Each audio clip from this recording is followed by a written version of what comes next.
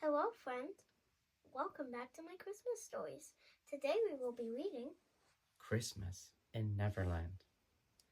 Wendy sighed as she looked around the Lost Boys' hideout. Neverland is wonderful, she said, but it's almost Christmas back home. I do wish we weren't missing it. Christmas? Peter asked. What's a Christmas? Why, Christmas is the most special time of the year, Wendy said. There's always a beautiful tree covered with lights. And lots of presents, Michael chimed in. Don't forget the Christmas crackers, John added.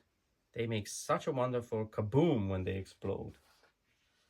But most important, Christmas is a time to show people how much you care for them, Wendy finished. Hearing Wendy talk about Christmas gave Peter an idea. You know, he said, handing Wendy a basket. A bunch of shells washed up on the other side of Mermaid Lagoon. If you hurry, you can get some before the waves take them back to sea. Goodness, Wendy exclaimed. If I leave right now, I can be back before dark. As soon as Wendy was gone, Peter gathered the Lost Boys around him. We're going to surprise Wendy, he announced. We'll have Christmas right here in Neverland. But how? John asked. Peter grinned. Follow me, he said. Peter and the Lost Boys hurried to the village where their friend, Tiger Lily, lived. We need presents for Christmas, Peter told the princess. And an extra special gift for Wendy. Do you have any ideas? I know just the thing, Tiger Lily replied, while Tiger Lily helped Peter make a beautiful beaded necklace for Wendy.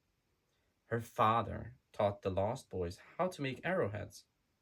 Everyone had fun making their gifts. Peter and the Lost Boys thanked Tiger Lily and her father. Then they rushed off to keep preparing their Christmas surprise. The boys took the gifts back to their hideout. Then they set off on a raid of the Jolly Roger. Peter, why are we here? John asked as they hid in the pirate ship's sails. Surely these savage buccaneers know nothing about Christmas. That's true, but they know an awful lot about making things explode, Peter said.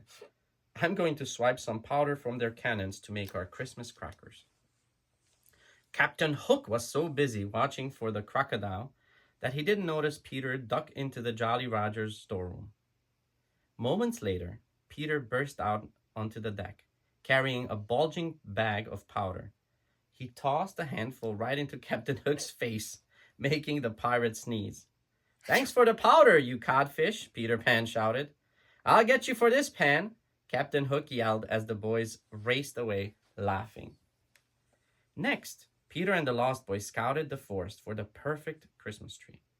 But when they got the tree back to their hideout, Peter frowned.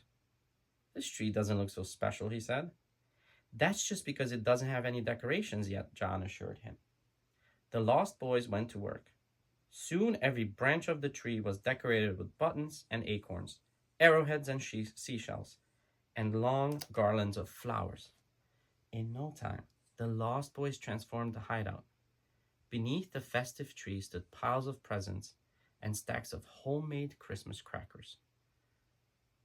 But something was still missing. The lights, Peter exclaimed. Where are the lights? We may have to do without them, John began. But before he could finish, a clever grin flashed across Peter's face. I'll find a way to make our tree light up, he vowed, or my name isn't Peter Pan. Tinker Bell started jingling, but Peter interrupted her. No time for chit-chat, Tink, he said. Let's go. Peter Pan and Tinker Bell flew through the sky, racing the setting sun all the way to Mermaid Lagoon. The mermaids waved at them from the glittering water. Peter, they cried, come, tell us one of your stories. But Peter didn't have time for stories. Wendy would be home soon, and the Christmas tree still needed lights. The mermaids shook their heads. I don't think we can help with that, one said when Peter explained what he needed. Why not? Peter asked.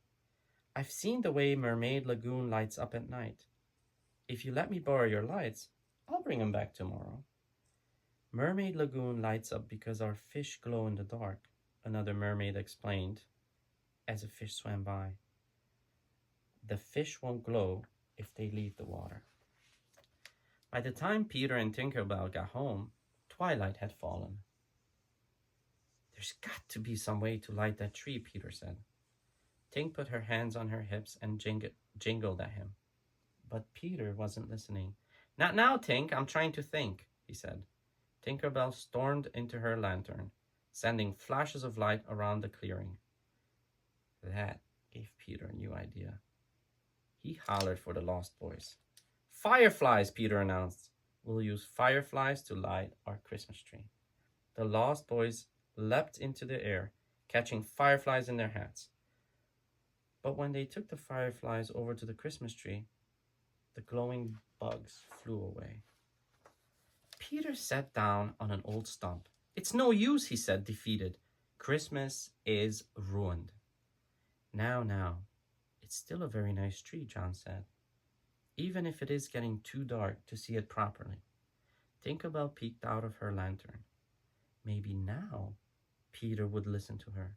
She marched right up to him and started jingling and jangling as loudly as she could.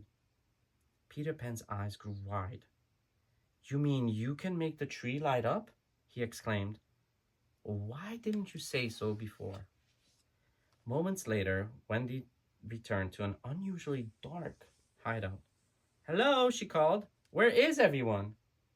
Suddenly, a lovely glow filled the room as the Christmas tree began to sparkle with pixie dust. Wendy gasped as Peter Pan and the Lost Boys burst out of their hiding places. Merry Christmas, Wendy, they cheered. Wendy beamed and gathered the Lost Boys around her. Christmas had come to Neverland after all. Thank you for listening to my story. Don't forget to subscribe and see you soon, friends.